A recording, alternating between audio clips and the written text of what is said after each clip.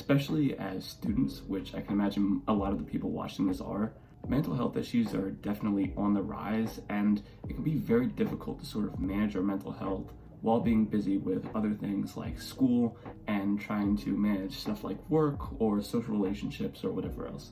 And problems with mental health can definitely offset other areas of our lives. So if you're constantly stressed out or having trouble focusing, then devoting your time to something like schoolwork can become a lot more difficult. Or being able to more consistently hang out with friends and make sure you're staying social can also feel a lot more difficult. When we're having trouble with our mental health, it can be a lot more difficult to go out and chase our goals. And as ambitious people, this is something that we definitely don't want. We want to be able to stay motivated and focused without feeling like our goals and aspirations are a nuisance. So now I'm going to give you 5 habits that I'm certain can boost your mental health at least to some extent. And a lot of these tips are going to sound a lot more simple than you would probably expect from this video. You might be expecting me to introduce you to some new, trendy, amazing, groundbreaking habit that's suddenly going to change your life in 1 week. But a lot of the fixes to our mental health problems are actually a lot more simple than we would think. And of course, they're not all encompassing. They're not suddenly going to fix everything wrong with your mind and make you happy all the time, but they're definitely a great place to start. And when you build these habits on top of each other, it can sort of create an upward spiral and really just leak into other areas of your life. And the first habit that I might even say is the most productive in this entire video, so if you're going to pay attention to any of them, make sure you're paying attention to this one, is that you need to get good quality sleep. And I know you've heard this again and again, and honestly, you've probably neglected it again and again because I know I have in the past. But getting good sleep is really one of the best things you could do for your mental health. When you don't get enough sleep, and this could even be getting an hour or two less of sleep than what you normally get, your mind just functions slower, you're more irritable, and you're less motivated. And when you're sort of in this foggy, dazed state, it's so much harder to focus on your goals and things that you want to work on and just get motivated to actually go out, attack the day, and just do whatever you have to do. When you're really tired and you're not getting good quality sleep, no outside motivation is going to be able to push you to go and achieve what you want to do. So you really have to make sure that you're getting enough sleep. And I know this is very difficult as a lot of people watching this video are college students, and sometimes we just find ourselves having to pull all-nighters or at the very least staying up super late and sort of just throwing our sleep schedule out of whack.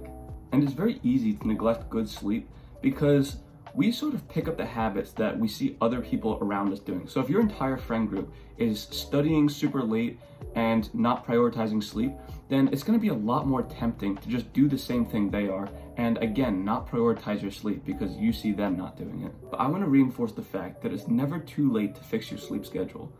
In the same way that a lot of smokers figure that they might as well just keep smoking because they're already too far gone, so quitting now doesn't matter, it's very similar with sleep. A lot of people figure that their sleep schedules are just already super messed up, so there's no sense in them fixing their sleep schedules now because they're just college students and it's just doomed to be bad.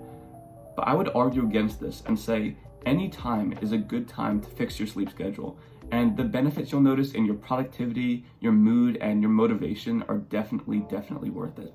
And now my second piece of advice that, again, a lot of people are neglecting, even though it's very simple, is that if you want to improve your mental health, a very good first starting point is to improve your diet. It's rare that we actually want to acknowledge how important our diet is in regulating our mood and our energy levels because a lot of people are sort of addicted to the foods that they're consuming. So for example, sugar is something very addictive.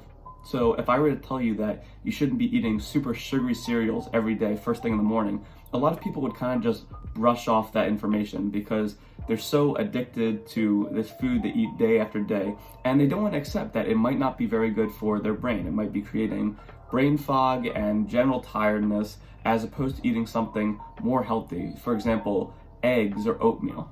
And intuitively, we all know what healthier food looks like. So if I'm in a dining hall at my college and I see pizzas out versus some grilled chicken, we always know what the more healthy decision is, but we sort of play these mental games where we try to discount the effects that these healthier foods might actually have on us. But I want to tell you now that if you want more energy and you want to feel better physically and mentally, it is really important to dial in your diet and make sure you're actually eating somewhat healthy.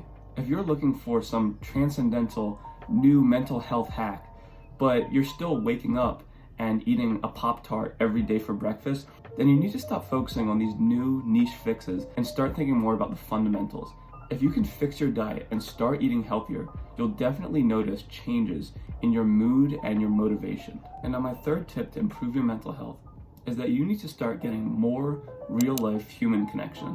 This is something that's neglected like crazy in our modern day society because a lot of people figure that just by going on their phones, maybe scrolling their favorite social media app and sort of interacting with their friends' posts, that they're still getting that social interaction. But I want to say that nothing you can do online can even compare to the actual connection you get from just being face to face with someone in person and having a conversation, hanging out, playing a sport, really doing any activity with someone in person. And we're definitely seeing an epidemic of loneliness on the rise because people are just less willing to go out of their house and spend time cultivating that social connection and hanging out with friends. A lot of people are just more comfortable sitting around in their house, scrolling social media, or maybe playing a video game where they're still sort of interacting with people online, but it's not that same deep emotional connection that you get from actually being there with somebody else. And what I would recommend for this is that at least once a day, you want to make sure you're getting some kind of social interaction. So you hold it to yourself that every day you want to at least see one friend and hang out with them for a little bit. Or maybe you want to go out to a social event or a bar or whatever your scene is and just be around other people for a little bit each day. And say you're a student and you're very busy. This doesn't have to entail big social events like going out, drinking, partying, or anything like that. Even just studying with some other friends and being around other people while you work is still sufficient.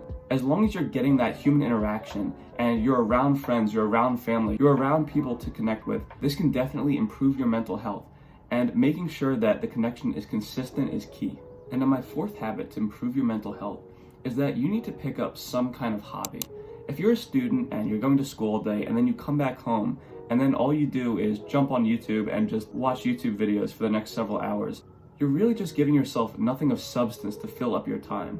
It's important that we allow ourselves to grow and cultivate new skills that we can feel proud of ourselves for accomplishing. So for example, things like exercise, playing chess, learning an instrument, these are all things that we can work on and feel proud of our progress in. If we don't have any side activities in our life that we're actually making progress in, it can sometimes feel like we're sort of spinning our wheels and doing the same things day after day.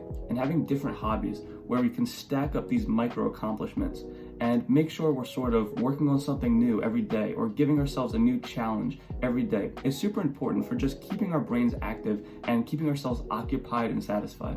And now my fifth and final tip for how to improve your mental health is that you need to stop consuming so much self-improvement information online. And I know this sounds counterintuitive because this video is essentially self-improvement, but what I'm saying is you need to stop binge watching this sort of content, as not only is it a waste of your time because you're essentially consuming the same messages again and again, but it can also really make you take a hit to your self-esteem because you see what all these other people are doing and what they're accomplishing, and you hear about their goals, and it's very easy to almost feel like your goals are insufficient or not as valuable. I know personally, when I started diving into self-improvement and learning more about it from a lot of these big YouTubers and entrepreneurs, I would hear about their goals and I'd hear them talk about how the education system was messed up and the only real way to achieve any success was through entrepreneurship.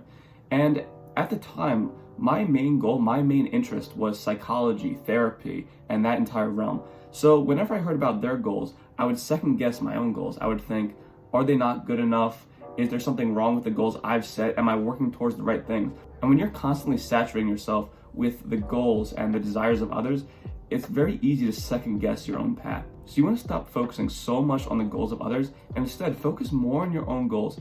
Gather the fundamentals of self-improvement. It's okay to watch a video here and there if you want advice on a specific area of life, but you should never be watching these obsessively and looking to them for everything in your life. Indulge in self-improvement every now and then, but make sure that you're not obsessing over it and that you're not consuming this kind of content as opposed to actually going out and achieving things in your own life. Now, I hope you can find these 5 tips useful.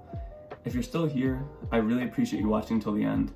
As always, if you like videos like this on self-improvement, mental health, productivity for college students, I really recommend you subscribe. There's going to be a whole lot more videos like this soon, but until then, I'll see you guys.